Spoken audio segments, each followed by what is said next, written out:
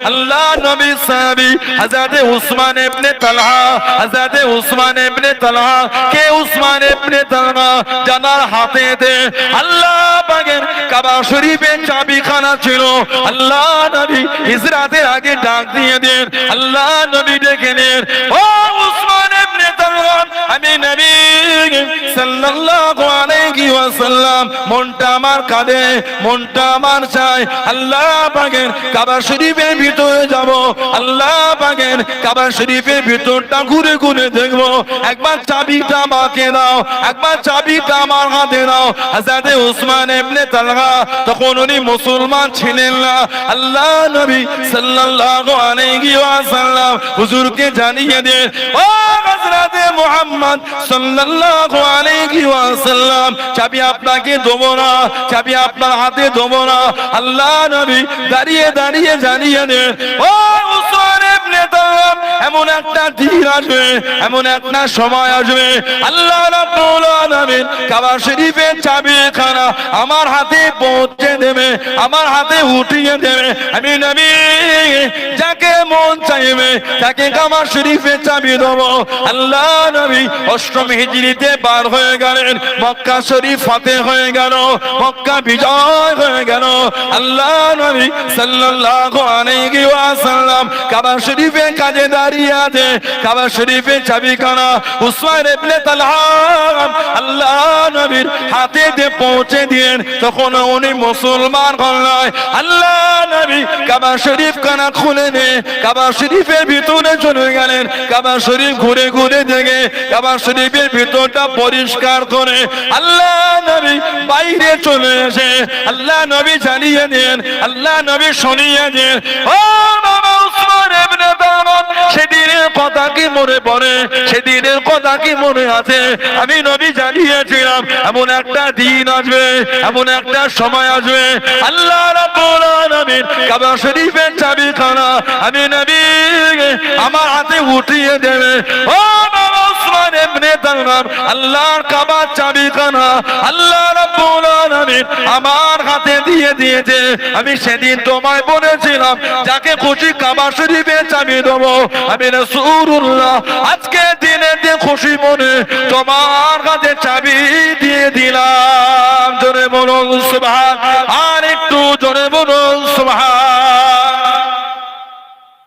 সেদিন তুমি আমাকে চাবি দাও, আমি তোমাকে বলে আল্লাহ একদিন আমার হাতে চাবি দেবে, যাকে চাইবো তাকে কাবা শরীফের চাবি দেবো। আমি নবী এটা তোমার হাতেই দিলাম।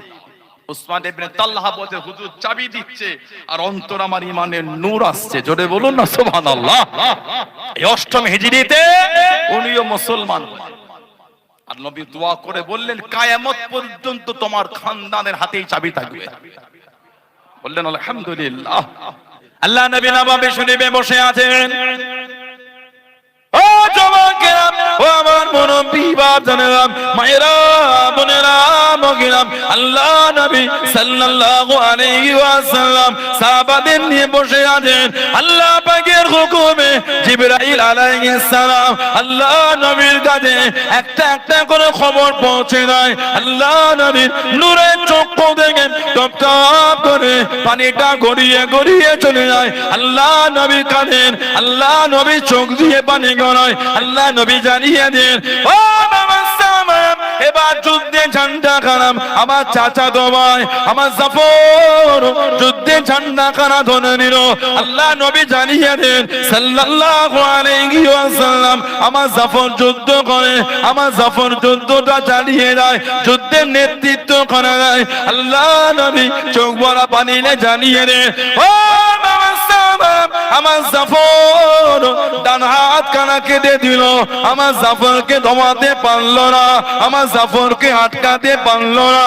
আল্লাহ দ্বীনের জন্য, আল্লাহর ইসলামের জন্য যুদ্ধে ঝান্ডা খানা বাম হাতে করে তুলে নিয়ে যুদ্ধখানা চালিয়ে যায়, যুদ্ধখানা করে যায়। আমার জাফরকে আটকাতে পারলো না, আমার জাফরকে দমাতে পারলো না।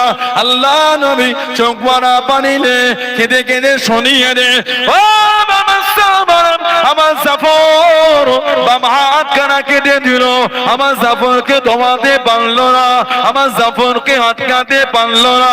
আল্লাহ দ্বীনের জন্য যুদ্ধে ঝান্ডা খানা তাতে করে কামড়া ধরে মুখটাকে উঁচু করে তুলে যুদ্ধখানা চালিয়ে যায়। জোরে বলুন সুবহান, আর একটু জোরে বলুন সুবহান।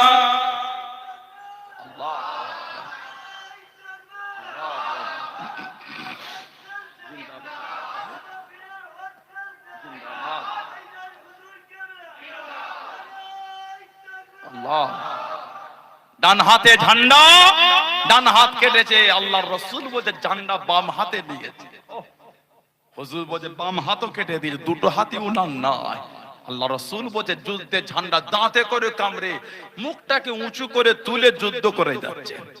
যদি বললেন না সুবহানাল্লাহ, ওনার যে রক্তটা জমিনে পড়েছিল ওখান থেকে মুশক আম্বারে খুশবু বার হয়েছিল। বলুন না সুবহানাল্লাহ।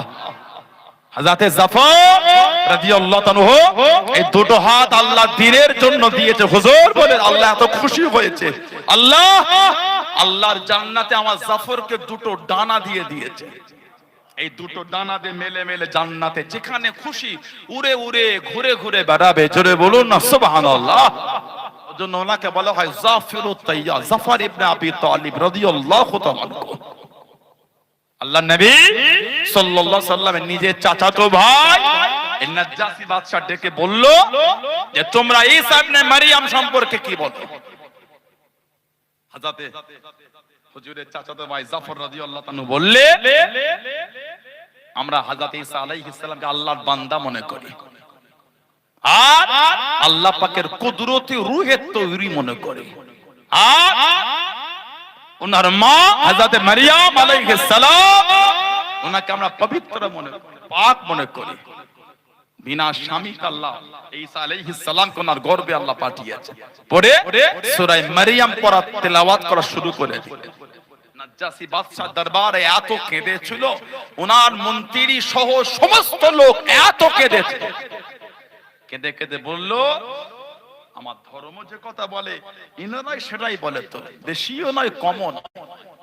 নাজ্জাসী বাদশা এই দুজন সাহাবাকে তখন মুসলমান হন্নে পাঠিয়ে দিলেন। যা মাল দিয়েছিল সব পাঠিয়ে বললে তোমরা আজ থেকে আমার এইখানে ইথিওপিয়ায় স্বাধীনতার সাথে বসবাস করো, কেউ তোমাদের কোনো ক্ষতি করতে পারবে না। সাহাবারা ওইখানে রয়ে গেলেন। বলুন না সুবহানাল্লাহ, জোরে বলেন না সুবহানাল্লাহ। ওই কাফেলায় ছিল হযরত হুজুরের ফুফুতো ভাই জুবায়ের ইবনুল আওয়াম, মাত্র 15 বছর বয়সে মুসলমান। ওনার মায়ের নাম ছিল হযরত সাফিয়া বিনত আব্দুল মুত্তালিব রাদিয়াল্লাহু তাআলা আনহা। ওনার মা ছিলেন হযরত সাফিয়া রাদিয়াল্লাহু তাআলা আনহা, হুজুরের নিজের ফুফু। হযরত জুবায়ের রাদিয়াল্লাহু তাআলা কিতাবে এসে যিনি ইসলামের মধ্যে সর্বপ্রথম প্রকাশ্য তলোয়ার তুলেছিলেন, প্রকাশ্য উলঙ্গ তলোয়ার। ওনার আগে তলোয়ার কেউ দেখাতে পারে না। হুজুরের কানে আওয়াজ শুনে গেল, হুজুরের কানে শব্দ চলে গেল। আল্লাহ নবী সাল্লাল্লাহু আলাইহি ওয়াসাল্লাম হুজুরকে ধরে নিয়ে চলে গিয়েছে, আল্লাহ নবীকে শহীদ করে দেবে। হযরত জুবায়ের ইবনুল আওয়াম সহ্য করতে পারলেন না, উলঙ্গ তলোয়ার কাঁধে ভিড় টেনে উঁচু জায়গায় দাঁড়িয়ে গেলেন, উঁচু জায়গায় দাঁড়িয়ে গেলেন। ও জওয়ানকে আল্লাহ নবী ডাক দিয়ে দিলেন, আল্লাহ নবী ডেকে নিলেন, ও বাবা জওয়ান এত চিন্তিত কেন বাবা, এত পেরেশান কেন বাবা? ইয়া রাসূলুল্লাহ হাবিবাল্লাহ সাল্লাল্লাহু আলাইহি ওয়াসাল্লাম আমার কানেতে আওয়াজ শুনে গেল, কানেতে শব্দ কানা পৌঁছে গেল, আপনাকে ধরে নিয়ে চলে গিয়ে শহীদ করে দেবে।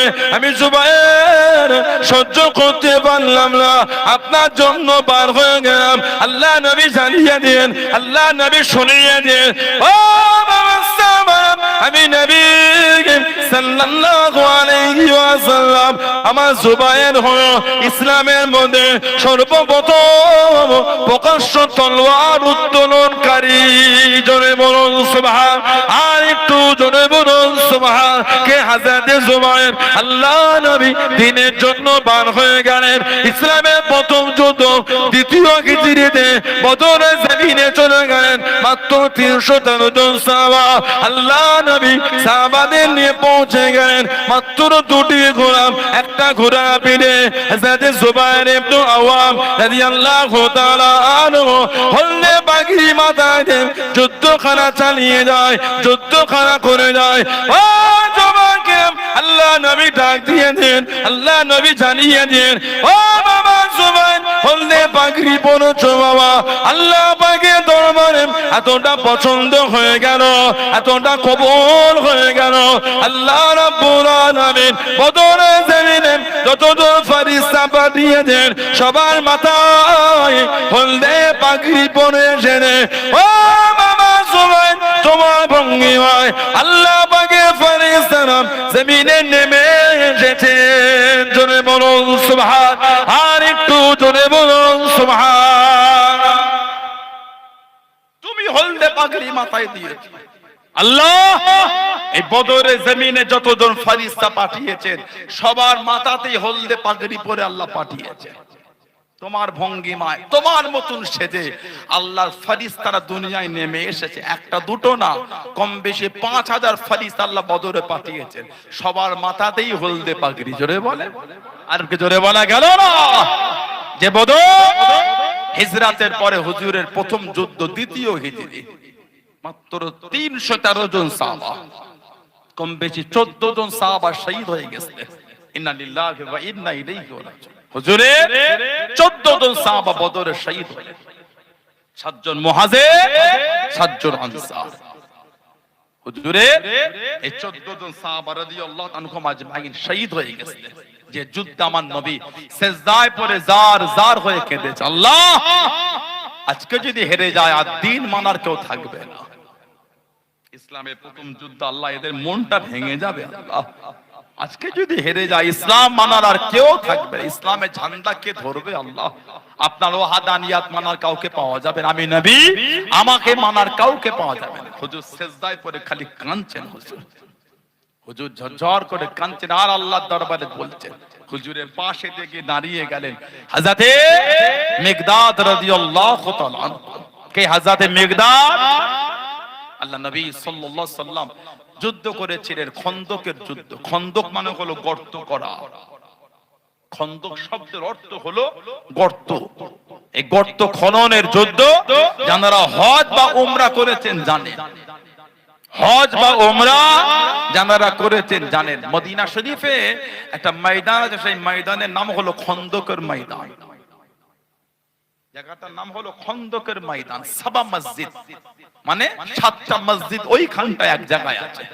খন্দক সাবা মসজিদ 7টা মসজিদ ওইখানটায় গর্ত করে যুদ্ধ হয়েছিল এই গর্ত করার কথাটা বলেছে হযরতে সালমান ফারসি রাদিয়াল্লাহু তাআলা হুজুরে সাহাবী হযরতে সালমান রাদিয়াল্লাহু তাআলা ওনাকে আজাদ করা হবে ওনার মনিব বললেন 300 খানা গাছ রোপণ করতে হবে একটা গাছও না মরে 300টা গাছ একটা গাছও না মরে আর 70 বছরে ফল হতে হবে আল্লাহ নবী সাহাবাদের বললেন বাবা এই তোমাদের ভাই সালমান ওকে আজাদ করতে হবে বাবা সব গাছের চারা নিয়ে এসো সব সাহাবারা গাছের চারা আনছে খেজুর গাছের চারা আল্লাহ নবী সাল্লাল্লাহু আলাইহি সাল্লাম নিজে হাতে করে গাছ রোপণ করেছেন জোরে বলে একটা গাছও নষ্ট হয় না একবার পানিও দেওয়া হয়নি হুজুর খালি গাছ নূরের হাতে রোপণ করে দিলেন বসালেন আর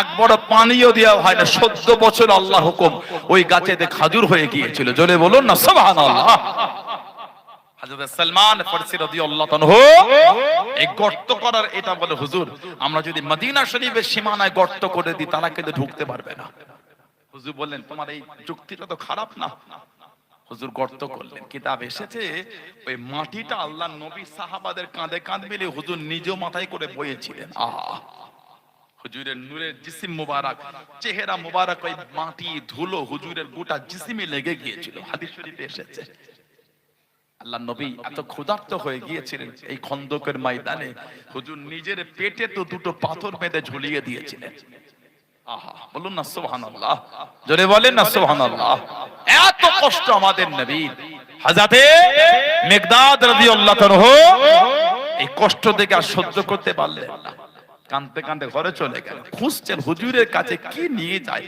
হুজুর একটু খাবে। ছোট্ট পাড়া পাত্রতে দুধ এনে আমার নবীকে দিতে, হুজুর একটু পান করেন, আপনার এই কষ্ট আর সহ্য করা যায় না। আল্লাহ নবী সাল্লাল্লাহু আলাইহি ওয়াসাল্লাম ওই ছোট্ট পাড়া পাত্র দুধটা নিয়ে একটু উঁচু জায়গায় দাঁড়িয়ে বলে, ও আমার সাহাবারা, এ তোমাদের ভাই মিকদাদ দুধ এনেছে, আসো সবাই মিলে পান করি।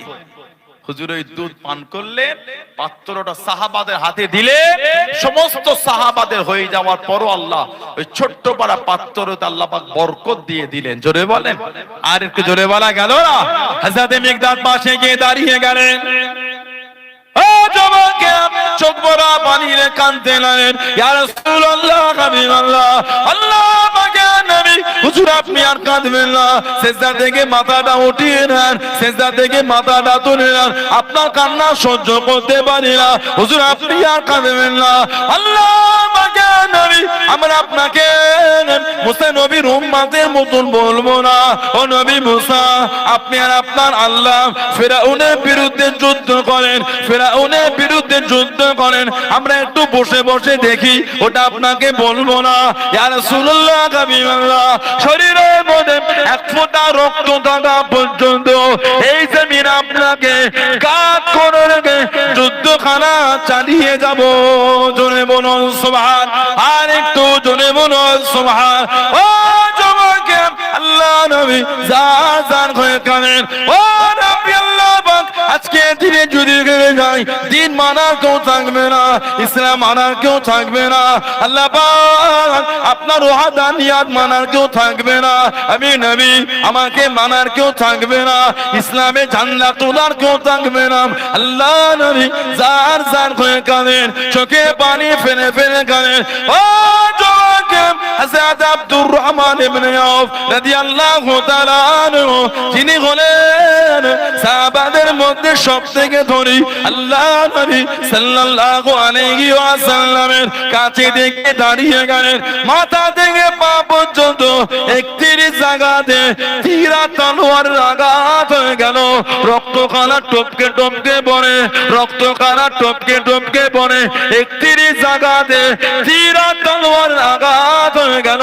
আল্লাহ নবীর কাছে দেখি দাঁড়িয়ে গেলেন, ইয়া রাসূলুল্লাহ, হাবিবাল্লাহ, ইয়া রাসূলুল্লাহ, হাবিবাল্লাহ, আল্লাহ পাকের নবী সাল্লাল্লাহু আলাইহি ওয়াসাল্লাম সিজদা থেকে মাথাটা উঠিয়ে নেন, সিজদা থেকে মাথাটা তুলে নেন। আমি আপনার আব্দুর রহমান ইবনে আউফ, হুজুর আমি জানিয়ে দিলাম, শরীরের মধ্যে এক ফোঁটা রক্ত থাকা পর্যন্ত এই জমিন আপনাকে একা রেখে যাব না।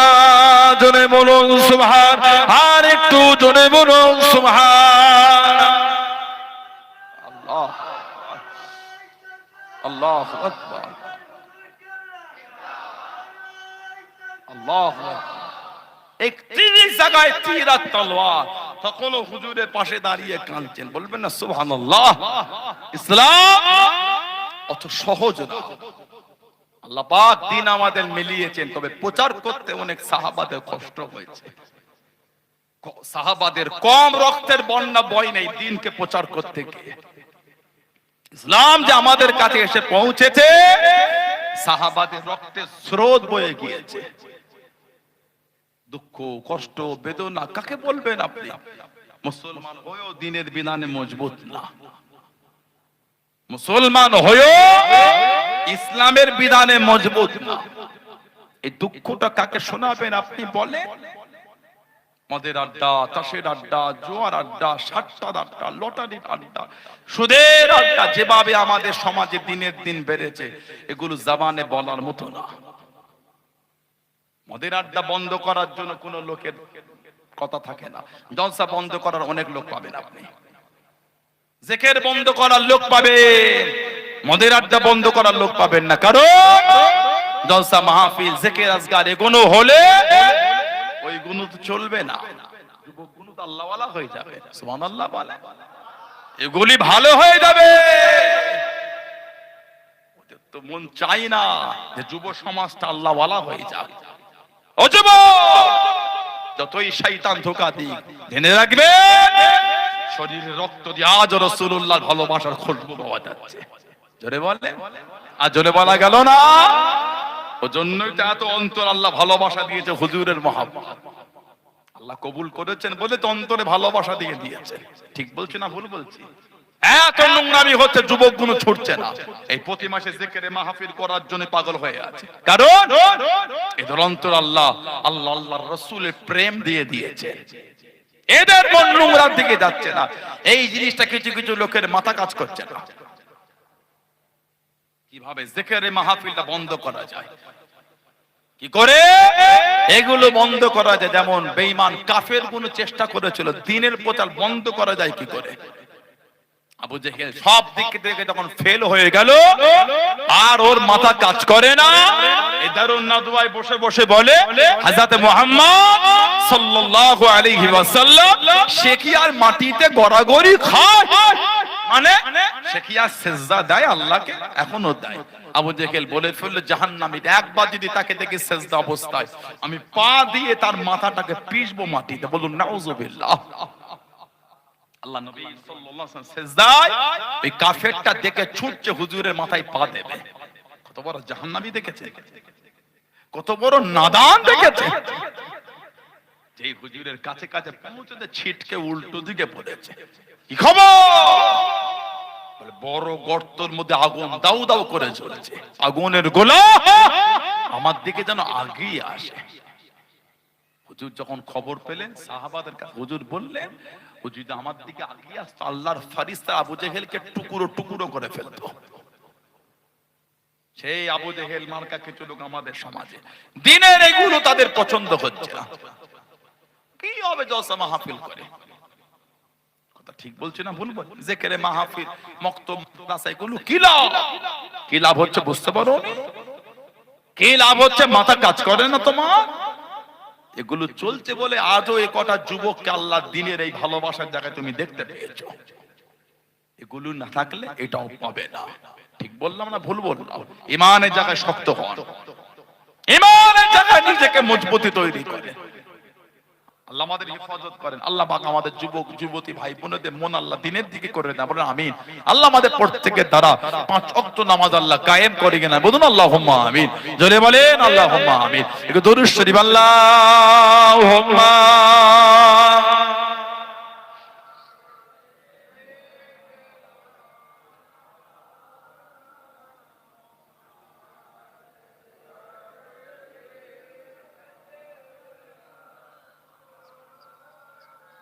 আল্লাহুম্মা সাল্লি আলা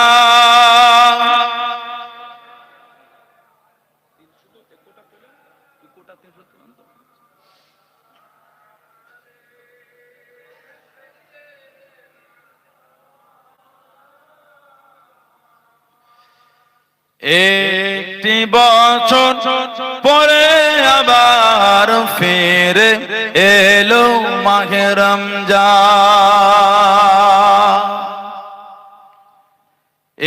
একটি বছর পরে আবার ফিরে এলো মাহে রমজান।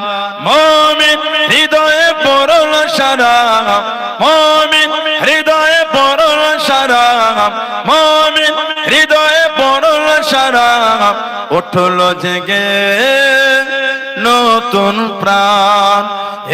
একটি বছর পরে আবার ফিরে এলো মাহে রমজান। আল্লাহ তাআলা তোরে রোজা পালন করো গে মুসলমান। আল্লাহ তাআলা তোরে রোজা পালন করো গে মুসলমান। নিজের হাতে দেবেন তিনি সিয়াম সাধনার পুরস্কার। নিজের হাতে দেবেন তিনি সিয়াম সাধনার পুরস্কার। রমজানের রোজা পালন আল্লাহ তাআলার ফরমান। একটি বছর পরে আবার ফিরে এলো মাহে রমজান। মুমিন হৃদয়ে পড়ল সালাম, মুমিন হৃদয়ে পড়ল সারা, মুমিন হৃদয়ে পড়ল সারা, উঠল জেগে নতুন প্রাণ। একটি বছর পরে আবার ফিরে এলো মাহে রমজান। রমজানের মাসে পড়ব সত্য পথে গড়ব জীবন, রমজানের মাসে পড়ব সত্য পথে গড়ব জীবন। বিপদ আপদ আসবে না ঠিক মতো হয় যদি রোজা পালন, বিপদ আপদ আসবে না ঠিক মতো হয় যদি রোজা পালন। রমজান সে তো ডাল শুরু, হৃদয় ভরে গাও তার গান। একটি বছর পরে আবার ফিরে এলো মাহে রমজান। মুমিন হৃদয়ে পড়ল সারা, মুমিন হৃদয়ে পড়ল সারা, মুমিন হৃদয়ে পড়ল সারা, উঠল জেগে নতুন প্রাণ। একটি বছর পরে আবার ফিরে এলো মাহে রমজান। আল্লাহুম্মা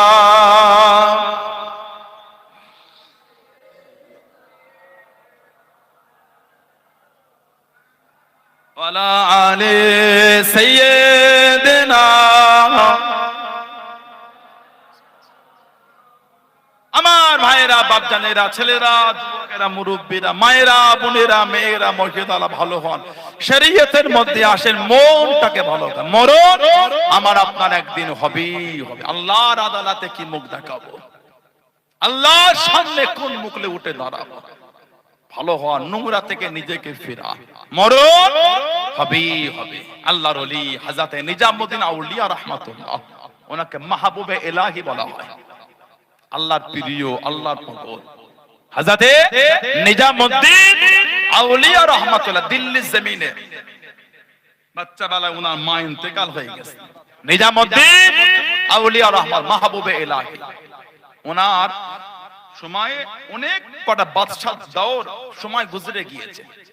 সব বাদশাহ ওনার ভক্ত ছিলেন, ভালোবাসতে, খালি বলতে আপনার দরবারে যাব। উনি একটাই বলতেন, না, আমার দরবারে কোনো বাদশার আশা হবে না, কোন বাদশাকে আসার অনুমতি দিতেন না।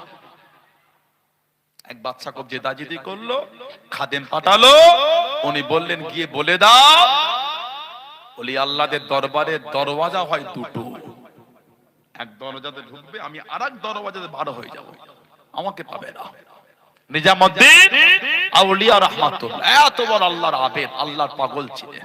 ওনার জামানায় একজন মানুষ ইন্তেকাল হয়ে গেলেন, জানাকে লোক তিরস্কার করত। কেন? উনি মদের দোকানে যেতেন, রাত হলে উনি রেড লাইট এরিয়ায় যেতেন। যারা বেশ্যাবৃত্তি করে, পতিতালয়, ওই ঘুলিতে উনি ঘুরতেন দিল্লির জমিনে। কিন্তু ওনার হাকিকাতটা সবাই জানতো না, হাকিকাত সবাই কি জানতো না। লোক তিরস্কার করতো, ছোট বড় কথা, উনি কোনো উত্তর দিতেন না, খালি চুপ করে শুনতেন। ওনার স্ত্রী, ওনার ছেলে বলতেন যে লোক আপনাকে এতই করে, উনি সবর করে দেন, কোনো উত্তর দিতেন না। ইন্তেকাল হয়ে গেলে এলাকার লোকজন বসে আলোচনা করলো, এনা জানাজা পড়বো না, জানাজা পড়বো না। মানুষের বাইরের একটা কাজ থেকে টপ করে তার বিচার করো না, তাকে দেখো সে ওই কাজটা বা ওইখানে কেন গিয়েছে, কথা বুঝতে পারেন? তার ওখানে যাওয়ার কারণটা কি, সে সত্যি কি ওই কাজের কাজই, নোংরা কর্ম কাজের কাজে কি? না হলে বলো না। হারোয়া ব্রিজের উপরে একটা আলেমকে দেখলেন আপনি, দেখেই মন্তব্য করে দিলেন ওই মেলায় ঘুরতে এসেছে, বলো না আসলে এসেছে না অন্য কোনো কারণে দাঁড়িয়ে আছে, এটা কি দেখার প্রয়োজন আছে না নাই? আমাদের অভ্যাস কি জানেন, না দেখে না শুনে কিছু একটা পেয়ে 5 জনের মুখে শুনে বলে দিল। না, আপনি তার সম্পর্কে না জেনে কেন দুর্নাম করে দিচ্ছেন? নিজামউদ্দিন আউলিয়া ওনার জামানায় ইন্তেকাল হলে লোকজন সব আলোচনা করলো এনার জানাজা পড়বো না আমরা। সারাটা জীবন মদের দোকানে কাটিয়েছে, রাত্রিরে রেড লাইট এরিয়ায় ঘুরেছে, জানাজা হবে না। আল্লাহ পাকের ওলি ও জওয়ানকে ও আমার মুরব্বি বাপ জানেরা মায়েরা বোনেরা মগিরাম হযরত নিজামউদ্দিন আউলিয়া রাহমাতুল্লাহ আলাইহি দরবারে খবরখানা দিয়ে দেন, ওনার মুরিদদের জানিয়ে দেন বাবারা তৈরি থাকো, একজনের জানাজা যেতে হবে, বাবারা তৈরি হয়ে যাও, জানাজা যাব, রেডি হয়ে যাও। দরবারে ওনার মুরিদ মুতাকিদিন খাদেম সব তৈরি হয়ে গেল। ওদিকে ওনার লাশ পড়ে আছে, ওনার স্ত্রী ওনার বাচ্চা কাঁদছে, কেউ বলছে জানাজা পড়বে না, দাফন কাফন হবে না, এই লাশ মুসলমানদের কবরস্থানে দেওয়া হবে না। আল্লাহর ওলি হযরত নিজামউদ্দিন আউলিয়া রাহমাতুল্লাহ টুক টুক টুক টুক করে খাদেম নিয়ে, মুরিদদের নিয়ে, খলিফাদের নিয়ে চলে গেলেন। যে ওই গুলিতে পা দিয়েতে সামনে লাগালো, হুজুর কোথায় যাবেন? সরো, রাস্তা ছাড়ো, একজনের ইন্তেকাল হয়েছে, সরো। আল্লাহর ওলি কিছু না বলতে পেরে ছেড়ে দিয়ে হুজুর গেলেন, এই লাশ পড়ে আছে, এই খাদেমরা তাড়াতাড়ি গোসলের কাফনের ব্যবস্থা করো। কেউ কোনো কথা বলতে পারছে না। একজন বয়স্ক লোক বলে, হুজুর নিজের জীবনটা মদের দোকানে কাটালো, আর রাত্রির হলে ওই বেশ্যাবৃত্তি যারা করে ওই গুলিতে হুজুর যেত, তাদের কাছে হুজুর আপনি তার জানাজায় এলেন, হুজুর বেয়াদবি আপনি বুঝতে পারেন না। হুজুর তাম্বি করে, এই সরো, এর আসল তো এর বাড়ির পিছন থেকে বার হবে, মানে এর আসল খবর পাবে, বাবা সরে যাও। আল্লাহর ওলি তাম্বি করে সরে গেল, গোসল হলো, কাফন পরানো হলো, জানাজাও হলো, দাফনও হলো। আল্লাহর ওলি যখন জানাজা এসেছে, যারা পড়ার ইচ্ছা ছিল তারা টুকটুক করে এসে জানাজা পড়লেন, হাজার হাজার মানুষ জানাজা পড়লেন, জানাজার নামাজ হয়ে গেল। আল্লাহর ওলি হযরত নিজামউদ্দিন আউলিয়া রাহমাতুল্লাহ আলাইহি ওনার স্ত্রীকে ডাক দিয়ে দেন, ওনার বিবিকে ডাক দিয়ে দেন, পর্দানাশিনা মহিলা ওনার স্ত্রী চলে আসেন, স্ত্রী দাঁড়িয়ে গেলেন। আল্লাহর ওলি জানিয়ে দেন, বলো বলো তোমার স্বামীর বিষয়টা বলো, এরা তোমার স্বামীকে নোংরা বলে, তোমার স্বামীকে এরা গালি দেয়, তোমার স্বামীর আসল পরিচয় খানা এবার বলে দাও, এবার এদের শুনিয়ে দাও। ও জবানকে ওনার স্ত্রী জানিয়ে দেন, চোখ ভরা পানিলে কেঁদে কেঁদে শুনিয়ে দেন, আমার স্বামী প্রতিদিন মদের দোকানে যেত, নিজের হালাল ইনকামের বেশিরভাগ টাকাটা দিয়ে মদ কিনে নিয়ে এসে বাড়িতে নিয়ে এসে ড্রেনের মধ্যে ফেলে দিয়ে কেঁদে কেঁদে দোয়া চাইতো। ও নবী আল্লাহ, আমি আজকে দিনে এত গরিব লোকের মদ কিনে নিয়ে এসে ড্রেনের মধ্যে ফেলে দিয়েছি, আল্লাহ পাক আপনি এদের মনে হেদায়েত দিয়ে দেন, এত গরিব লোকের পান করা মদটা হারাম জিনিসটা পান করা থেকে আল্লাহ আমাকে পাঠিয়ে আপনি সাহায্য করে দেন। এত গরিব লোক আজকে মদ দোকানে পেল না, আজকে দিনে দে এত গরিব লোক মদ পান করতে পারল না, আল্লাহ পাক এদের আপনি হেদায়েত দিয়ে দেন। একটা একটা করে বলে হাজার হাজার মানুষের চোখ দিয়ে টপ টপ করে পানি পড়ে। আল্লাহর ওলি জানিয়ে দেন, হযরত নিজামউদ্দিন আউলিয়া রাহমাতুল্লাহ জানিয়ে দেন, বলো বলো তোমার স্বামীর আর কথা কোনো বলো। ও জমাকে মহিলা কেঁদে কেঁদে জানিয়ে দেন, আপনার আমার স্বামীকে খারাপ ভাবেন, সারা রাত ধরে উনি ওই বেশ্যাবৃত্তিদের গলিতে চলে যায়, তাদের কাছে গিয়ে দাঁড়িয়ে দেয়, আমার স্বামীর হালাল ইনকামের অর্ধেকের বেশি টাকাটা বেশিরভাগ টাকাটাকে ওদের হাতে দিয়ে দিত, ওদের কাছে দিয়ে দিয়ে বলে দিত, আজকে তোমাদের দাঁড়ানো লাগবে না, আজকে তোমাদের দাঁড়াতে হবে না, যে যার রুমের মধ্যে গিয়ে দরওয়াজা খানা দিয়ে দাও, দরওয়াজাটা আটকে দাও, বাড়িতে চলে এসে সারা রাত মুসাল্লায় বসে বসে আল্লাহ পাকের দরবারে কেঁদে কেঁদে দোয়া চাইতো। ও নবী আল্লাহ, আমি আজকে দিনে বেশ্যাবৃত্তির ওখানে গিয়ে আমি তাদের কাছে টাকা দিয়ে তাদের করে পাঠিয়ে দিয়ে আল্লাহ পাক কতগুলো যুবকের যাওয়াটা বন্ধ করে দিয়েছি, যুবকগুলো ঘুরে ঘুরে চলে আসবে, তাদের দেখতে পাবে না, দরওয়াজা বন্ধ হয়ে গিয়েছে। আল্লাহ পাক যুবকদের হেদায়েত দিয়ে দেন, ওদের মনটা আপনার দিকে করে নেন, আল্লাহ পাক ওদের মনে হেদায়েত দিয়ে দেন। আমার স্বামী সারাটা জীবন এইভাবে কাটিয়ে দিল, ওই জন্য মদের দোকানে যেত মদ পান করার জন্য নয়, যাতে মদ খানা কিনে নিয়েছে ডেরে ফেলে নষ্ট করে দেয়, মানুষ যেন মদ না ওর দোকানে পায়, আল্লাহওয়ালা বানাবার জন্য আমার স্বামী চলে যেতেন। জনে বলুন সুবহান, আর একটু জনে বলুন সুবহান। আল্লাহু আকবার, আল্লাহু আকবার, জিন্দাবাদ, আল্লাহু নিজামুদ্দিন আউলিয়া রহমাতুল্লাহ চোখ দিয়ে টপ টপ করে পানি ঝরছে, হাজার হাজার মানুষ কেঁদে পাগল হয়ে যাচ্ছে। আল্লাহ সারাটা জীবন যাকে এত নোংরা ভেবেছে, আল্লাহ সে আমাদের জন্য এত কষ্ট করেছে, তাদের হাতে টাকা দিয়ে তোমাদের ঘরে চলে যাও, তোমাদের টাকা পেয়ে গিয়েছো চলে যাও, দরওয়াজা আটকে দাও, তাতে করে এলাকার মানুষজন এসে তোমাদের না দেখতে পায়, জেনায় না লিপ্ত হয়ে যায়। কি মন, মদ কিনে নিয়ে এসে ড্রেনে ফেলেছে, কেন? 10 জনের মদ কিনে এনে ফেললে 10 জন তাহলে মদ খাওয়া থেকে বেঁচে গেল। তোমাদের জন্য সারাটা জীবন আমার স্বামী নিজের হালাল ইনকাম এইভাবে তিনি বিলিয়ে দিয়েছেন, কেন? যাতে 5 জন 10 জন যেন যুবকগুলিকে এই নোংরা কাজ থেকে উনি ফেরাতে পারে আল্লাহর দ্বীনের রাস্তায়। জোরে বলে, আর জোরে বলা গেল না। তাদের জীবনী লোক বোঝে না, সোজে না, 3টে ইউটিউব ফেসবুকের ভিডিও দেখে ওলি আল্লাহদের গালি দিয়ে দেয়।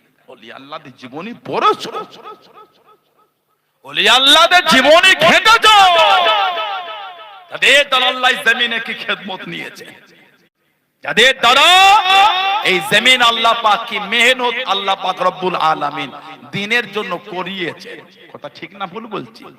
মুজাদ্দিদুজ্জামান দাদা পেশা রহমাতুল্লাহ উনি আশার ভবিষ্যৎবাণী করেছে, আল্লাহ পাকের হুকুম, আল্লাহ পাক ওলি আল্লাহদের কাছে আল্লাহ পাক ইলহাম করেন, তাদের অন্তর আল্লাহ পাক ইলহাম পাঠিয়ে দেন।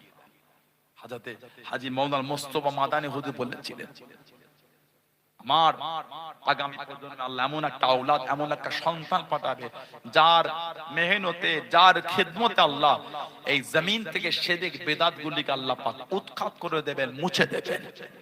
সেই আওলাদটা ছিলেন দাদা পীর সাহেব রহমাতুল্লাহ। জোরে বলো।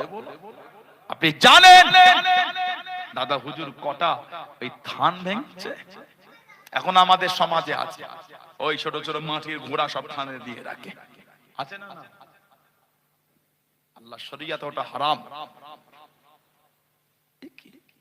তুমি থাম করে যখন একটা জিকিরে মাহফিল করো, ফুরফুরা শরীফের হুজুর আমাকে আনতে হবে কোনো মানে নেই তো, এলাকার ইমাম সাহেব পড়া, ও কি সন্ধ্যা হলে গিয়ে ধূপ দিচ্ছ, মোমবাতি জ্বালাচ্ছ, ওই ঘোড়া মাটির ঘোড়াগুলো দিচ্ছ, ইসলামে এরকম কোনো ব্যাপার নাই তো। কথা বলতে না, ইসলামে এরকম কোনো ব্যাপার নাই। আপনি করেছেন, লজ্জিত হন, তওবা। আমি আপনাকে অপমান করিনি, ইগো ধরছেন কেন? ঠিক করেছি তো, আবু জেহেলের কথা ঠিক করেছি, বেশ করেছি, আপনার মধ্যে এলো কেন? কথা কিছু বুঝতে পারেন? আপনি থান করেছেন, ঘোড়া দিয়েছেন, এইসব গুলো করেছেন, অন্যায় ভুল করেছেন, ওপর সরিয়ে দাও। ওখানে গিয়ে নামাজ পড়েন, এটা সপ্তাহে জিকিরে মাহফিল করেন, 10 জনই হোক না 5 জনই হোক না, আল্লাহকেই ডাকছেন তো। লোক দেখে কি করবে? অন্তরটা খালেস করে জিকির করেন না। কিছু বুঝতে পারছেন না? আপনি ইগো ধরছেন কেন? ঠিক করে করা যাবে, কি হয়েছে? তো আবু জেহেলের কথা হয়ে গেল, আবু বকর সিদ্দিকের কথা ওটা নয় তো। তুমি আবু জেহেলের দলে না, আবু বকর সিদ্দিকের দলে না। আমি আবু বকর সিদ্দিক আর আবু জেহেলের কথা বলছো কেন? ভালো হও, ইমানের নূর এনেছো অন্তরে, ইসলামের বিধান মেনেছো, আর আবু জেহেলের মতো কথা বললে তো হবে না। ভালো হও, ইগো হচ্ছে কেন? মাটির ঘোড়া গুলো গিয়ে দিচ্ছ, ইসলামের কোন বিধানে তুমি পেয়েছো? নাউযুবিল্লাহ মিন যালিক। ভালো হন, আল্লাহ পাক আল্লাহ সুবুদ্ধি দেন, আল্লাহ নোংরা থেকে আল্লাহ মনগুলিকে উম্মতের আল্লাহ ঘুরিয়ে দেন। বলেন না আমিন। যদি বলা গেল না আল্লাহুম্মা আমিন। এগুলো করতে হয় না, মানুষ জানে না, শোনে না, কিছু না, কবরে গিয়ে সেজদা করে। এই সেজদার জায়গা ওটা। ফজর পড়ো না, জোহর পড়ো না, আসর পড়ো না, মাগরিব পড়ো না, ইশা পড়ো না, আর পীরের কবরে গিয়ে সেজদা দিচ্ছ। আজল আমি খুঁজে পাবো না, কে শিখিয়েছে এগুলো তোমাদের? বলে ফজরের নামাজে সেজদা করতে পারে না, জোহরের নামাজে গিয়ে সেজদা করতে পারে না, আসরে নাই, মাগরিবে নাই, ইশায় নাই, উনি গিয়ে কবরে গিয়ে সেজদা করেছে। ঠিক বলছে না ভুল বলছে? উনি গিয়ে পীরের পায়ে সেজদা দিয়েছে। আল্লাহ শরিয়াতে ওটা হারাম। আল্লাহ পাক ছাড়া দ্বিতীয় কাউকে এমনি সেজদা দেওয়াটা হলো হারাম। ইবাদত মনে করে আল্লাহ পাক ছাড়া দ্বিতীয় কাউকে সেজদা দেওয়া হলো শিরক। শিরককারী হলো মুশরিক, কাফের। আল্লাহ পাক বলে লা তুশরিক বিল্লাহ, আমি আল্লাহ আমার সাথে কাউকে অংশীদার করিস না, তুলনা করিস না। আল্লাহ পাক বলেছেন ওয়ালাম ইয়াকুল্লাহু কুফুয়ান আহাদ, আমি আল্লাহ আমার সমকক্ষ, আমার সমপরিমাণ কেউ নাই। জোরে বলে কুল হুয়াল্লাহু আহাদ, আমার আল্লাহ হলেন এক, আমার আল্লাহ হলো দ্বিতীয়, আমার আল্লাহ হলো আহাদ ওয়াহিদ লা শারীক। জোরে বলো, আর একটু জোরে বলা গেল না? বলুন আলহামদুলিল্লাহ। তাহলে এগুলোকে শিখিয়েছে। অত কদর করতে যেও না, যেই কদর করতে গেলে কাফেরের খাতায় নাম উঠবে। অত কদর করতে যেও না, যেই কদর করতে গিয়ে ঈমানটা ধ্বংস হয়ে যাবে। আল্লাহ থেকে পীরের ইজ্জত বেশি দিচ্ছ মানে? সেজদা আল্লাহর, পীরকে করছো কেন? ঠিক না ভুল বলেছি? পীরকে আল্লাহ সৃষ্টি করেছে, পীর আল্লাহকে সৃষ্টি করেন। আস্তাগফিরুল্লাহ, হাওলা ওয়ালা কুওয়াতা ইল্লা বিল্লাহ। পীরের ইজ্জত আল্লাহ দিয়েছে কেন? আল্লাহর গোলামতি করার জন্য। দাদা হুজুরের ইজ্জত, পাঁচ হুজুরের ইজ্জত, খাজা হুজুরের ইজ্জত, গাউসুল আজমের ইজ্জত, মুজাদ্দিদ আল ফেসানি হুজুরের ইজ্জত, বাহাউদ্দিন নকশবন্দ হুজুরের ইজ্জত কে দিয়েছেন? আল্লাহ দিয়েছেন। হারওয়ার আব্বাস আলী হুজুরের ইজ্জত কে দিয়েছেন? আল্লাহ দিয়েছেন। আল্লাহ ইজ্জত দিয়েছেন, ইনারা নাউজুবিল্লাহ আল্লাহর ইজ্জত দেন। আল্লাহ সম্মান দিয়েছে বলে আমাদের কাছে ওনাদের ইজ্জত আল্লাহ একটু বাড়িয়েছেন। সুবহানাল্লাহ বলে। ওজন্যই তো ওনারা আমাদের কাছে এত সম্মানীয়, আল্লাহ বানিয়ে দিয়েছেন। আলহামদুলিল্লাহ বলে। হাদের মধ্যে থাকেন, হাত পার করেন না। হাদের মধ্যে থাকে, হাত পার করবেন না। হাত পার করলে কিন্তু খবর আছে। হাদের মধ্যে থাকো, সম্মান ঠিক থাকবে। হাত পার করলে ওই বেঈমানের খাতায় নাম লেখা হবে, মনে রেখো। আল্লাহ পাক আমাদের বাড়ির ছেলে মেয়েগুলোকে আল্লাহ মুরব্বি আল্লাহ সুবুদ্ধি দান। আল্লাহ আহলে সুন্নাহ ওয়াল জামাত আকীদায় মজবুত রাখে। বলুন আল্লাহুম্মা আমিন। যদি বলেন আল্লাহুম্মা। এবং আমরা ওলি আল্লাহদের বিরুদ্ধে, তুমি কি আমাকে ওলি আল্লাহদের কথা শোনাচ্ছ? মুজাদ্দিদুল জামান যে খেদমত দ্বীনের করেছে, তুমি আমাকে শিখাতে এসেছো, কাজ খুঁজে পাও নাই। ওলি আল্লাহদের ভালোবাসার মধ্যে এই নয় যে স্টেজটা অনেক আলা তুলে ফেলবে। হাদের মধ্যে রাখো, যতটুকু আল্লাহ ইজ্জত দিয়েছে সেই মধ্যে রাখো। ঠিক না ভুল বলছি? ওকে শুরু করে দিচ্ছ, কাজে নেই, কম মনে কিছু নেই। পীরের কবরটাকে চক্কর লাগাচ্ছে। তওয়াফ তো কাবা শরীফ কে হয়, কথা বলতে না?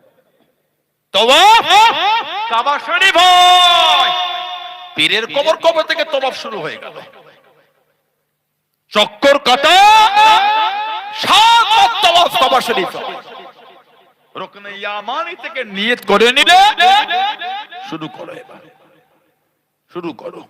হাজরে আসওয়াদের চুমা দিয়ে মাকাম ইব্রাহিমে গিয়ে 2 রাকাত নামাজ পড়ো। ওয়াজিবুত তাওয়াফ তাখুযু মিন মাকাম ইব্রাহিম মুসাল্লা। 2 রাকাত নামাজ হয়ে গেল তো, 7 বার তাওয়াফ কাবা শরীফ। পীরের কবর চক্কর খাওয়াকে শিখিয়েছে কত, কথা বলছেন না? বিদাতি, গুমরাহি, এসবগুলো কোথা থেকে তোমাদের মাথায় চলে এলো? ওই দিকটায় গেলাম, বেড়া চাওয়ার ওই পাটটায় ভেতরে কোথা থেকে পীর এসেছে, বলছে পীরের পায়ে সেজদা দিচ্ছে আর পীরের আঙ্গুল চুষছে বলছে। শুনেছেন আপনারা? নাউজুবিল্লাহ বলে। পীরের পায়ে সেজদা আর পীরের আঙ্গুল চুষছে বলছে। আমাদের বাড়ি একটা বাচ্চাদের আঙ্গুল চুষে, জানেন? বুনা আঙ্গুলটা ইবহামুন, আরবিতে বলে ইবহামুন। আরবিতে বলে কি ইবহামুন, মানে বৃদ্ধাঙ্গুলি। কথা বোঝেন না? ইবহামুন বাচ্চাগুলো আঙ্গুলটা মোটা হয় না, সরু হয়। আপনি ট্রাই করতে যাবেন না, খবর হয়ে যাবে। একটা বাচ্চা আঙ্গুল চষে, আঙ্গুলটা সরু হয়ে যায়, শীটে হয়ে থাকে, মানে ভিজে সবসময় শীটে।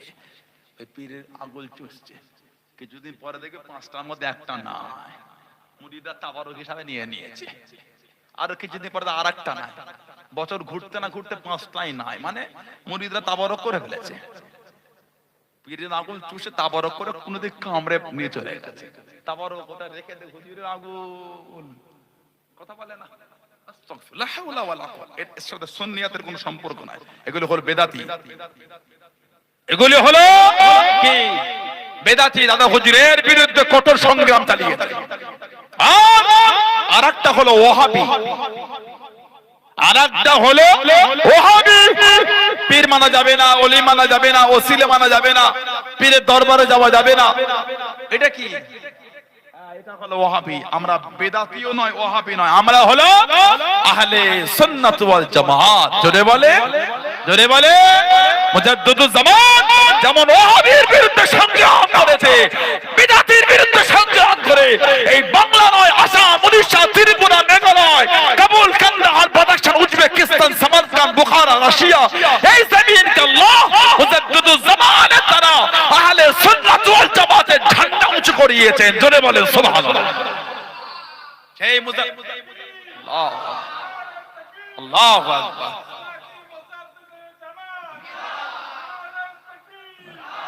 মাসলাকে আহলে সুন্নাত ওয়াল জামাত জিন্দাবাদ বলে, মাসলাকে আহলে সুন্নাত ওয়াল জামাত। জোরে বলুন জিন্দাবাদ। নীতির জায়গায় শক্ত হন, আকীদার জায়গায় মজবুত হন। মুজাদ্দিদুজ জামান দাদা পীর সাহেব রাহমাতুল্লাহ, এই জমিন আল্লাহ পাক তার দ্বারা যে খেদমত করে, বাচ্চা বেলায় তিনি স্কুলে পড়তেন, মা স্বপ্ন দেখলেন হযরত হাজী মাওলানা মুস্তাফা মাদানী রাহমাতুল্লাহ দাদা হুজুরকে ফাঁকা জায়গায় নিয়ে গিয়ে গলাতে গেলে এই বুকটা চিরে সব ভেতর থেকে বার করছে। মা কাঁদলেন স্বপ্নে, আব্বা আমার একটাই ছেলে কি অন্যায় করলো, কি অন্যায়। মুস্তাফা মাদানী হুজুর স্বপ্নে বললেন, আল্লাহ পাক ওকে এই জন্য পাঠায়নি যে শিক্ষা ওকে দিচ্ছ, আল্লাহ ওকে দ্বীনের জন্য পাঠিয়েছে। হযরত মুহাব্বতুন নিসা রাহমাতুল্লাহ আলাইহি দাদা হুজুরকে ওই লাইনে পড়া ছাড়িয়ে মাদ্রাসায় দিয়ে দিলেন। কোথায়? হুগলি সীতাপুর মাদ্রাসা, হুগলি সীতাপুর। ওখানে পড়ে ওখান থেকে চলে গেলেন কোথায়? ওই হুগলি মোহসেনিয়া মাদ্রাসায়। আমাদের ওলা সর্বোচ্চ ক্লাস ফার্স্ট ফারেগ হয়ে ওখান থেকে চলে গেলেন কলকাতা। হযরতে হাফেজ জামালউদ্দিন আহমদ মুঙ্গেরি রাহমাতুল্লাহ, ওনার কাছে হাদিস শরীফ পড়লেন দাদা পীর সাহেব রাহমাতুল্লাহ। জোরে বলো, আর জোরে বলা গেল না। হাদিস তাফসীর পড়ে ওখান থেকে চলে গেলেন কলকাতা নাখোদা মসজিদ, ফিরেঙ্গি মহল। হযরতে নজর শাহ বেলায়েতি রাহমাতুল্লাহ ওনার কাছে গিয়ে মানতেক হিকমত পড়লে 23-24 বছর বয়স মুজাদ্দিদুজ জামান বিদগ্ধ পণ্ডিত হয়ে গেলেন। জোরে বলো, জোরে বলা গেল না। আর একটা বর্ণনায় পাওয়া যায়, ও যুবকে, ও আমার মুরব্বি বাপ জানেরাম, মায়েরা, বোনেরা, মগিরাম, আল্লাহর ওলি আমার আপনার দাদা বীর মুজাদ্দিদুজ জামান রাহমাতুল্লাহ আলাইহি স্বপ্নের মধ্যে দেখতে পেলেন, খবের মধ্যে দেখতে পেলেন একটা বড় জানাজা। যে জানাজার মধ্যে এত আল্লাহ পাকের ওলি বান্দা হাজির হয়ে গেলেন, যে জানাজায় আল্লাহ নবী সাল্লাল্লাহু আলাইহি ওয়াসাল্লাম সাহাবাদের করে তাশরীফ খানা নিয়ে আসলেন। আল্লাহর ওলি আমার আপনার দাদা বীর রাহমাতুল্লাহ আলাইহি ওই জানাজায় হাজির হবে বলে চলে আয়। আল্লাহ নবী মানা করে দেন, আল্লাহ নবী নিষেধ করে দেন, ও বাবা আবু বকর তোমার আশা হবে না বাবা, তোমার এই জানাজায় হাজির হওয়া যাবে না বাবা, তোমার এই জানাজায় প্রবেশ নাই। জোর করে কানে ইয়া রাসূলুল্লাহ হাবিবাল্লাহ সাল্লাল্লাহু আলাইহি ওয়াসাল্লাম, হুজুর আমাকে ফিরিয়ে দেবেন না, হুজুর আমি জানাজায় যাব। হুজুর আল্লাহ নবী সাল্লাল্লাহু আলাইহি ওয়াসাল্লাম জানিয়ে দেন, ও বাবা আবু বকর রাহমাতুল্লাহ আলাইহি তুমি এই জানাজায় আসতে পারো, যে শিক্ষা তুমি অর্জন করো ওই শিক্ষা তোমাকে ত্যাগ করতে হবে। আল্লাহ নবী সাল্লাল্লাহু আলাইহি ওয়াসাল্লামের এই উপদেশটা মেনে নিয়ে আল্লাহ নবী জানাকে জানাজায় হাজির হলেন। পরের দিনে আল্লাহ নবী ওই শিক্ষা ছেড়ে দিয়ে আল্লাহ দ্বীনের শিক্ষাই তিনি শুরু করে দিলেন। জোরে বলুন সুবহান, আর একটু জোরে বলুন বলুন সুবহান। 23-24 বছর মুজাদ্দিদুজ্জামান বিদগ্ধ পণ্ডিত হয়ে গেল। আল্লাহ হযরত আব্দুল্লাহ আল মারুফ